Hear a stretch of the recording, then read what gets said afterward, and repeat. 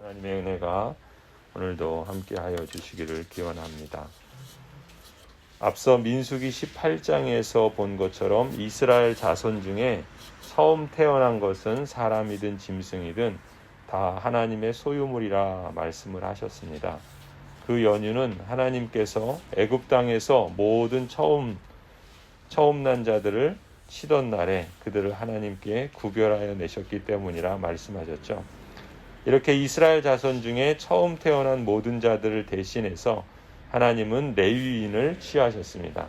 이렇게 취한 레위인을 하나님께서는 아론과 그의 아들 제사장들에게 주어서 회막에서 이스라엘 자손을 대신하여 봉사하게 하고 또 이스라엘 자손을 위하여 속죄하는 그러한 역할들을 맡게 하셨죠. 신명기 10장에 보면은 이렇게 말씀합니다. 그때 주님께서 레위 지파를 지명하셔서 주님의 언약궤를 매게 하시고 주님 앞에 서서 주님을 섬기며 주님의 이름으로 축복하는 일을 하게 하였으니 이것이 오늘날까지 그대로 이어온다. 그러니까 이러한 일들은 이스라엘 백성들이 언약의 백성으로 거룩한 삶을 살게 하시려고 하나님께서 마련해 주신 제도적인 장치입니다.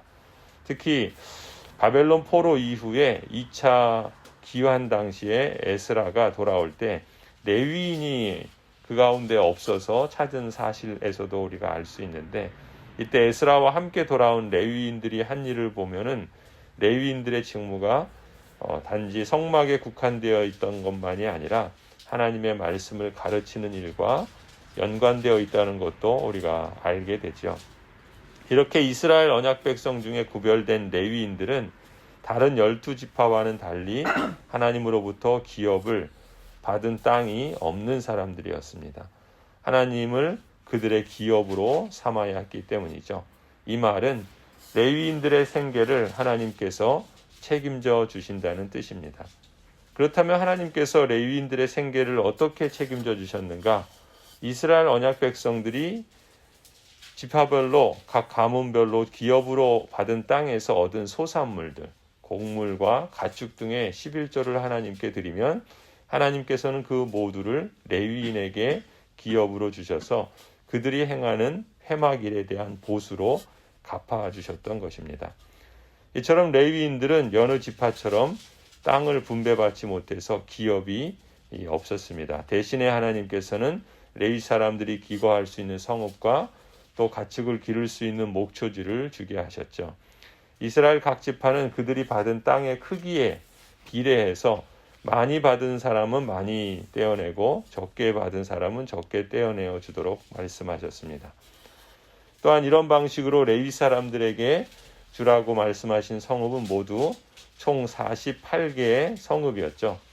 이처럼 이스라엘은 자신의 모든 것이 하나님의 것임을 고백하는 뜻에서 11조를 드렸고, 그것을 받은 하나님께서는 자신의 모든 삶을 하나님께 드린 레위인들에게 주셔서 친히 레위인의 기업이 되어주셨던 것입니다.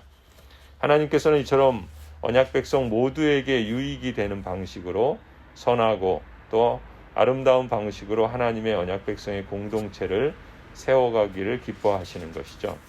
레위 사람은 이스라엘 모든 지파의 땅에 흩어져 살면서 지파 간의 완충 역할을 하기도 하고 가나안 이방 문화들을 경계하고 또 하나님의 말씀을 가르치며 이스라엘 언약 백성이 거룩을 유지하며 살도록 돕는 역할들을 했습니다.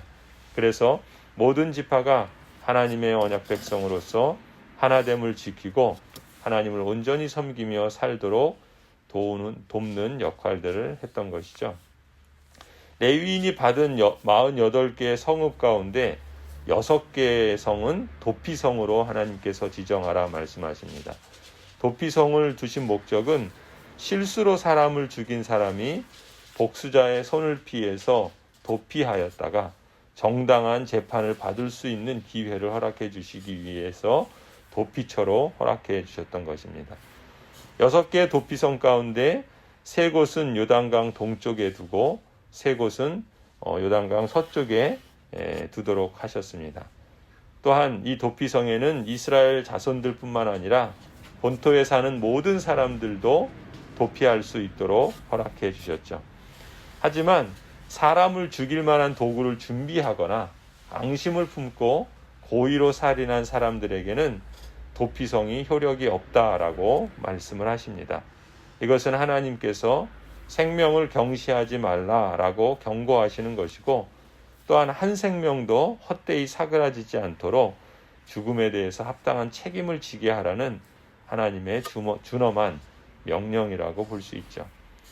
이 도피성 제도에는 그리스도 안에서 주어지는 생명의 원리가 담겨 있다라고 볼 수 있습니다. 부지 중에 우연한 사고나 실수로 살인한 경우에 살인한 사람이 도피성에 피함으로써 정당한 재판을 받기 전에 죽음을 면할 수 있도록 하신 것처럼, 심판받아 마땅한 모든 죄인, 이 죄인이라 할지라도 그리스도께 피함으로써 하나님께서는 생명을 보존하게 하시는 은혜를 허락해 주셨던 것이죠.